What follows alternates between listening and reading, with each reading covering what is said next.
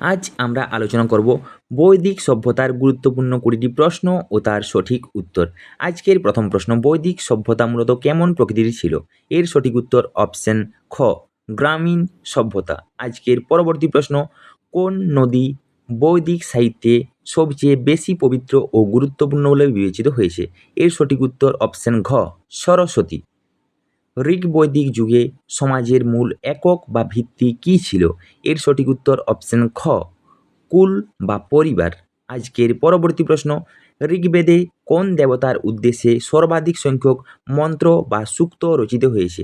এর সঠিক উত্তর অপশন গ, ইন্দ্র, যার উদ্দেশ্যে 250টি মন্ত্র বা সূক্ত রচিত হয়েছে। এবং দ্বিতীয় স্থানে রয়েছে অগ্নি। আজকের পরবর্তী প্রশ্ন, প্রাচীনতম বেদ কোনটি? এর সঠিক উত্তর অপশন ঘ, ঋগ্বেদ। আজকের পরবর্তী প্রশ্ন, কোন বেদে গান ও সুরের উল্লেখ রয়েছে? সঠিক উত্তর সামবেদ, অপশন খ। আজকের পরবর্তী প্রশ্ন, গায়ত্রী মন্ত্র কোন বেদে অন্তর্ভুক্ত আছে? এর সঠিক উত্তর অপশন ক, ঋগ্বেদে। আজকের পরবর্তী প্রশ্ন, বৈদিক যুগে নিক্স বলতে কি বোঝানো হতো? মূলত দুটি মুদ্রা ছিল, নিক্স এবং মনা। এটি ছিল সোনার অলঙ্কার বা মুদ্রার রূপ। অপশন খ এর সঠিক উত্তর। আজকের পরবর্তী প্রশ্ন, উত্তর বৈদিক যুগে কোন ধাতুর আবিষ্কারের ফলে সমাজে পরিবর্তন এসেছিল? এর সঠিক উত্তর অপশন খ, মূলত লোহা। আজকের পরবর্তী প্রশ্ন, বৈদিক যুগে রাজাকে সাহায্য করার জন্য গঠিত জনপ্রিয় সভা দুটির নাম ছিল?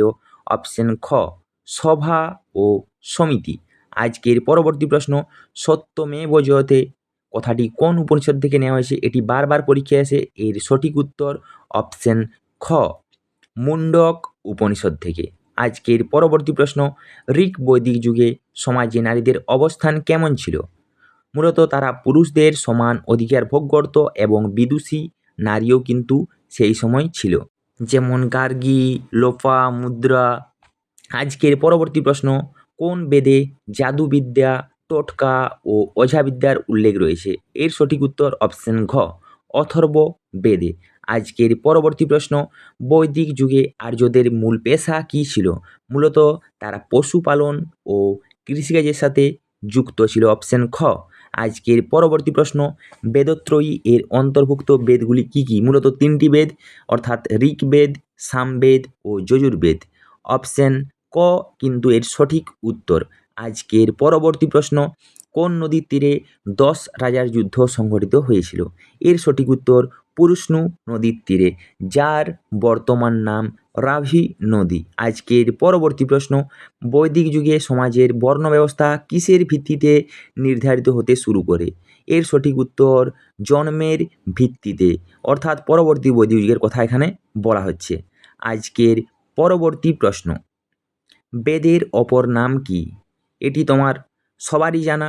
এর সঠিক উত্তর শ্রুতি, কারণ এটি শুনে শুনে মনে রাখা হতো বলে। বৈদিক যুগে অগ্ন শব্দটি কাদের ক্ষেত্রে ব্যবহার করা হতো?